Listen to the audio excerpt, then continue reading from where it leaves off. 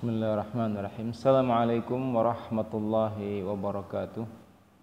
Alhamdulillahi hamdan kama yanbaghi li jalalihi wa 'azma sultanih. Asyhadu an la ilaha illallah wa asyhadu anna Muhammadan abduhu wa rasuluh. Rekan-rekan semuanya, kembali kita akan mengkaji hadis-hadis Rasulullah sallallahu alaihi wasallam yang berkaitan dengan akhlak. Bagaimana tuntunan dari Rasulullah sallallahu alaihi wasallam yang berkaitan dengan akhlak, sikap kita selaku seorang yang beriman. Apa sebetulnya yang digambarkan Rasulullah, baik itu berkaitan dengan sosial kita, baik itu yang berkaitan dengan adab, adat, atau bahkan pakaian yang Rasulullah sallallahu alaihi wasallam telah ajarkan kepada kita semuanya. Hadis kali ini datang dari Ibnu Umar radhiyallahu anhu, diriwayatkan oleh Bukhari dan Muslim, hadis muttafaqun alaih.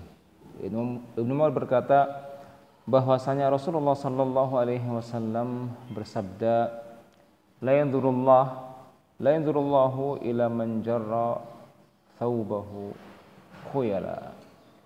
Artinya, Allah tidak melihat kepada seseorang yang memanjangkan kainnya karena khuyala atau sombong. Hadis ini banyak versi-versi riwayat yang lainnya, beberapa yang memiliki kandungan makna yang sama.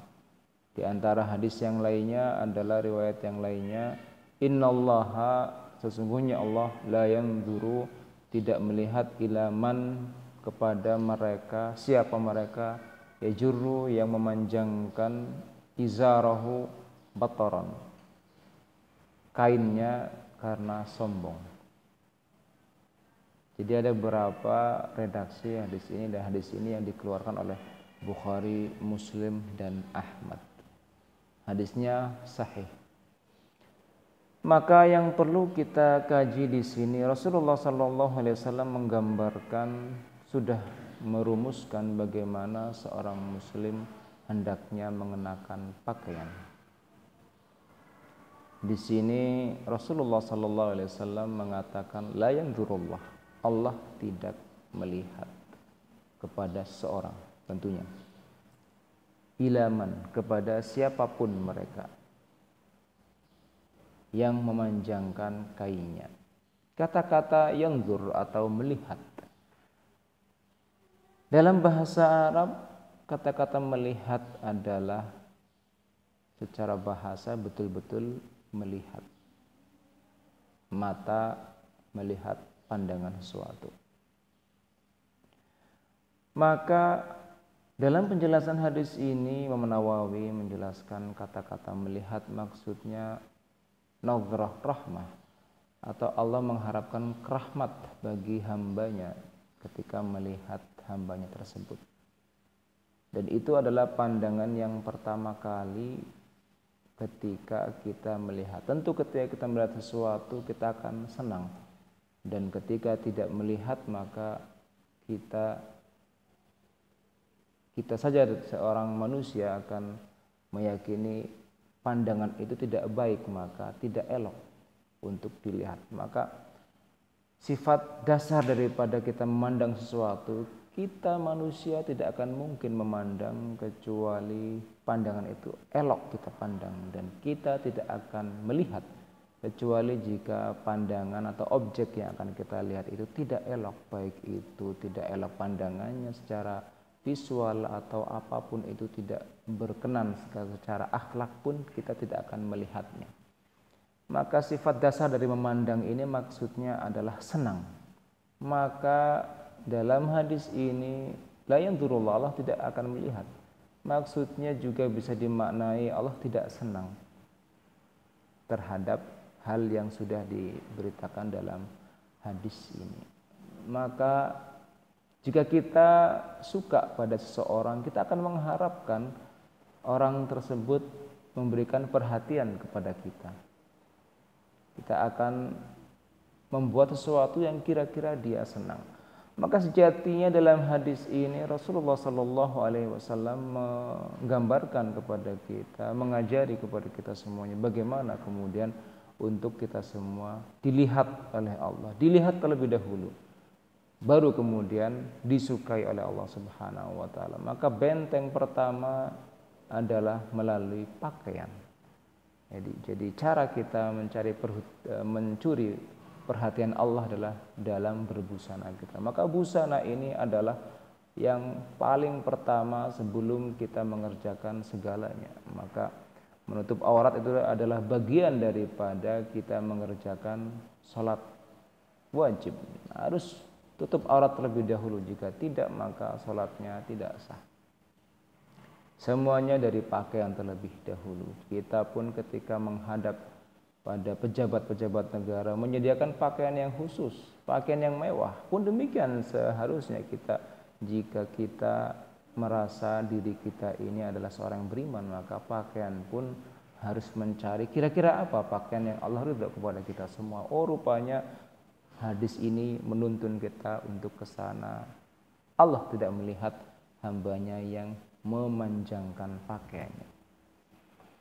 Jadi melihat ini adalah bagian yang paling penting dari kehidupan kita sebagai manusia, karena harapan kita adalah suatu saat nanti kita bertemu dengan saudara-saudara kita di surga, dan nikmat yang paling mulia bukan makanan, bukan bidadari, bukan, tetapi wujuhun yauma idzin nadhirah. Pada hari itu umat yang beriman di dunia masuk surga, mereka mendapatkan nikmat yang paling mulia, yaitu memandang wajah Allah. Jika memandang wajah Allah, maka Allah pun memandang kita. Maka Allah melihat kita, inilah seharusnya yang harus difikirkan. Maka hadis ini, la yanzurullah, Allah tidak melihat kepada mereka yang memanjangkan pakaiannya. Jarra thawbah, memanjangkan pakaian. Thawb dalam bahasa Arab adalah semua yang berkaitan dengan pakaian, baik itu baju, baik itu celana, itu thawb semuanya. Tapi kemudian kata-kata khuyala dan kata-kata jar yang memanjangkan ini maksudnya adalah khusus, yaitu sirwal atau celana bagi laki-laki yang melewati dua mata kakinya. Jadi hadis ini berbicara kepada kita, untuk kita laki-laki untuk tidak melebihkan celana atau jubahnya di bawah mata kaki. Tepat di mata kaki itu adalah yang dianjurkan hadis ini. Terlebih jika tujuan daripada melebihkan celana atau jubahnya di bawah mata kaki adalah khuyala. Niatnya adalah menyombongkan diri demi riya, dipandang orang lain dia berpakaian sangat sempurna. Maka di sini dalam penjelasannya mengatakan bahwasanya hadis ini mengatakan hanya untuk orang laki-laki. Adapun untuk perempuan maka dia disunahkan menutupkan auratnya bahkan lebih dari di bawah mata kaki. Maka jumhur ulama pun mengatakan pakaian yang tepat atau di atas mata kaki itu adalah untuk laki-laki, sedangkan untuk wanita adalah di bawah mata kaki. Di sini hadis untuk laki-laki, jadi Rasulullah SAW sudah menggambarkan, sudah menggariskan bahwa bagaimana kemudian laki-laki berpakaian dan bagaimana kemudian perempuan berpakaian. Ahbabi fillah rahimani wa rahimakumullah. Maka di hadis ini kita diajarkan hal itu, bagaimana kemudian kita berpakaian, dan dalam penjelasannya juga hadis ini menuntun kita ada kata-kata khuyala. Maka ahli hadis dalam menjelaskan hadis ini, adapun mereka, maksudnya siapapun yang memanjangkan pakaian di bawah mata kaki tetapi tidak sombong. Jadi ada kata-kata sombong di sini. Mereka yang memanjangkan pakaian mereka laki-laki, baik itu celana atau apapun itu di bawah mata kaki, dan tidak sombong, tetap dia kena hukum makruh.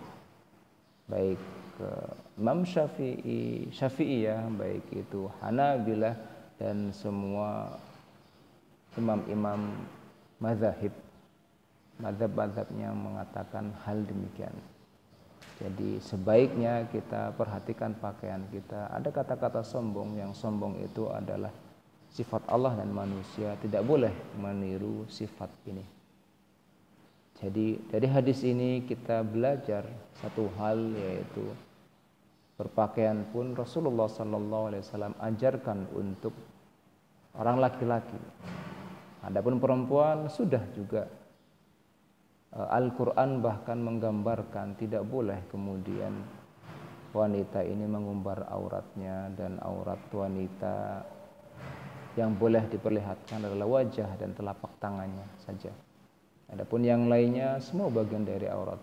Rambutnya jika nampak maka dia aurat. Lengannya jika nampak dia aurat, dia harus ditutup. Maka ini adalah pembelajaran untuk kita semua bagaimana kita menutup aurat. Jangan sampai kita hanya menutup aurat ketika hendak melaksanakan salat, dan di luar itu kita menggunakan kerudung gaul yang bismillah masya Allah, ketat pakaiannya dan kelihatan semuanya. Bagi laki-laki pun sama. Allah sudah menggambarkan, Rasul sudah menggambarkan bagaimana harus turun pakaian itu, tapi jangan sampai melebihi mata kaki. Tapi juga tidak boleh kemudian di atas lutut, nah itu adalah aurat juga.